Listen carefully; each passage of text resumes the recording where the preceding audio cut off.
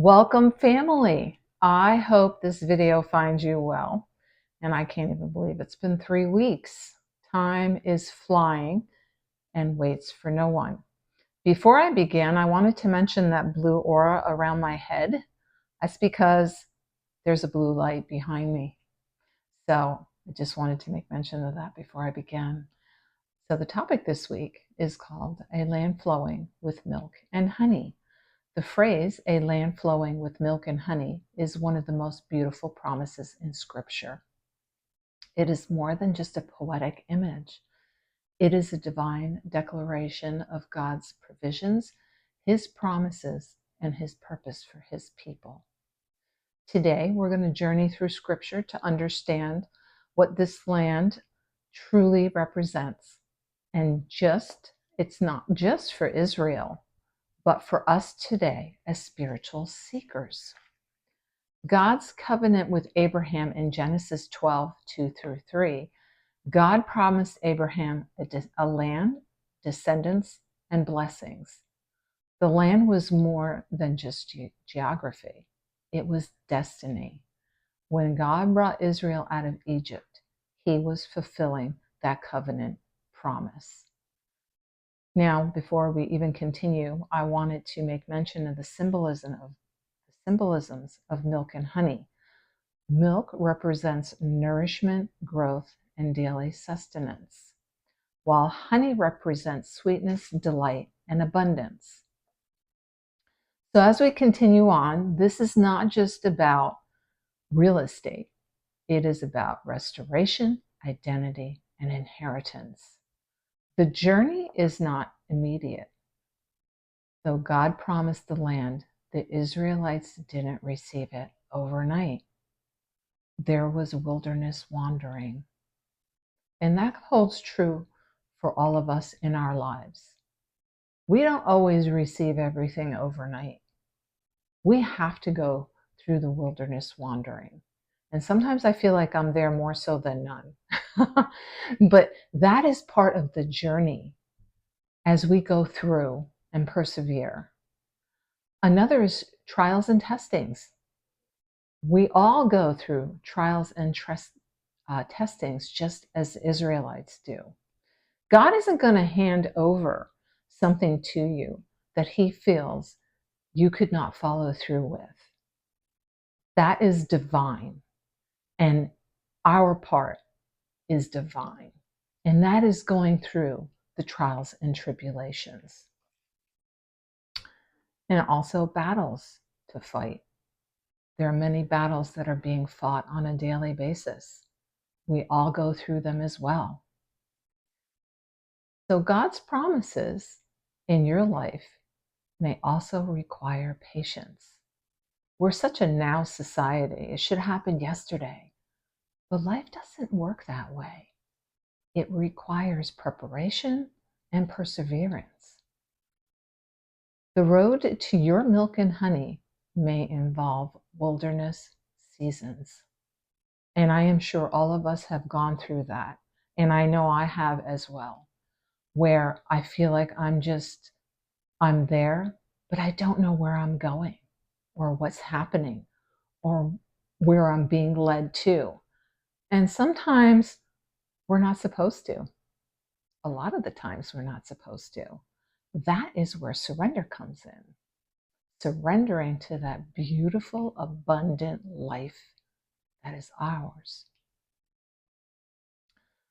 So the road to your milk and honey may involve many wilderness seasons. Hebrews 10:36. You need to persevere, that when you have done the will of God, you will receive what He has promised. And He always fulfills those promises to us. The repetition of this phrase is throughout the Bible. It is not merely redundancy, but a powerful reinforcement of God's covenant with His people. I see in this repetition a divine understanding of human nature. We often need to hear important truths multiple times before they truly sink into our hearts and minds. I know that goes for me as well. I have to hear the Lord's words on a continuous daily basis, and getting into prayer, meditation, being out in nature, wilderness, those types of things, to just truly allow His words to soak and seep in your heart, because they're true. And we can't, I know for myself, I can't hear enough of it. And I need to hear it daily, multiple times. Each mention of milk and honey serves as a reminder of God's faithfulness and the abundance His promises to those who follow Him. This reference to milk and honey are not evenly distributed throughout the Old Testament. They cluster primarily in the books that deal with Exodus from Egypt and the journey to the Promised Land, namely Exodus, Leviticus, Numbers, and Deuteronomy. This concentration highlights the phrase's connection to the theme of liberation and fulfillment of God's promises. In the wilderness, God gave manna, just enough for each day, but the land of milk and honey provides abundance. Transitioning from survival to abundance requires faith. Sometimes we grow so used to the getting by mentality that we struggle to believe God for overflow. If we look around us, you feel like there's lack. But if you truly take a look at your life, we are so abundantly filled. How do we get through all of this? We get through it because we have a God whose loving hand is always there for us and will always be there for us. Those are His promises. Philippians 4:19, God shall supply all your needs according to His riches in glory. That is just so amazingly beautiful. Are you trusting God for the next step? Or are you stuck in the wilderness mentality? Don't be stuck in the wilderness mentality. We all go there. Try not to stay there too long. Try to pull yourself out. And that's a process. And that's part of the journey. The promised land was occupied. Even though God gave the land, Israel still had to fight for it, to possess it. What has God promised you that requires a fight of faith? That is a daily fight or faith situation at times for myself. Okay? Restoration. What are you restoring? Your peace, your love, your joy, your calling. When you can receive that love, peace, and joy, and believe all the abundant blessings that are overflowing in your life, your calling comes to fruition. God will take you there. Healing. I am definitely going through seasons of healing right now, and I'm going to mention more of that towards the end of the video. Healing. We have a lot of past traumas we need to heal, whether we think we do or not. It's there, and it is real. What are you in the fight for? Peace? Peace is there, and it always will be. You just have to be. You have to find it and believe it. Peace be with you, right? In Joshua 1:3, every place that the sole of your feet will tread upon, I have given you, as I said to Moses. Faith walks forward. Faith fights. Faith claims. You claim all of it because it's yours. The word flowing speaks of movement, abundance, and continuity. God doesn't want to give you a moment of blessings. He wants to bring you into a life that flows with His goodness every day, every moment. Psalms 23, 5 through 6. I love Psalms. I love that whole chapter. The whole thing of Psalms is beautiful. My cup runs over. Surely goodness and mercy shall follow me all the days of my life, and it most certainly does.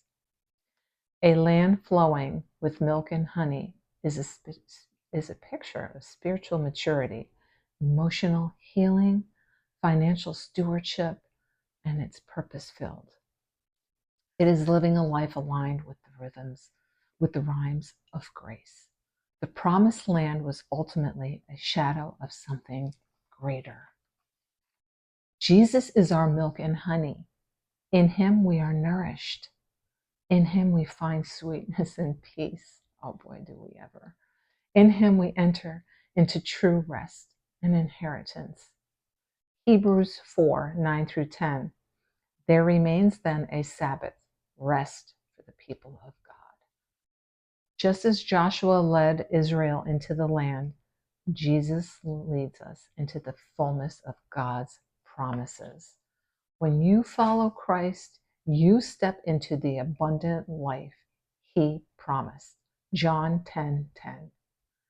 Today, God invites you forward. He says, I have more for you. Step out of Egypt, walk through the wilderness, fight the giants, and come into your land of milk and honey. A land flowing with milk and honey symbolizes the soul's return to divine abundance, where every need is met through grace and alignment and sacred purpose. It is a promised place within where faith blossoms into fulfillment and the spirit rests in harmony with the Lord. With this beautiful message that I share with you from the Lord, I will also be back on in 3 weeks. And the reason for that, speaking about healing, I had mentioned healing earlier in the video, is right now I'm going through a season of deep dive healing. I thought I was before. I think healing is just never ending. I think we're always forever healing. Past traumas, trials and tribulations, hurts, disappointments. I'm going through a lot of that right now. And when we go through the healing process, it also requires a lot of energy. We are energy beings.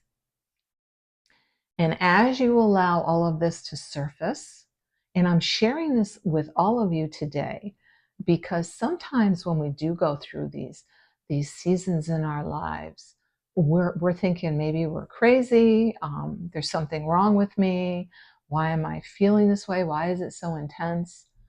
Because it's meant to be. There's nothing wrong with you. There's everything right with you. Allow those feelings to come through, recognize them, ask for clarity, discernment. That's where that comes into play. That's very important. But also recognize it and release it and let it go. I have been going through so much healing right now on things that I, in a million years, would have never thought was an issue that came up that I needed to release to the Lord with love. I handed it to him with love. And in return, when you release all of those things, as minute as they may be, they are still there, hindering in yourself. Release them.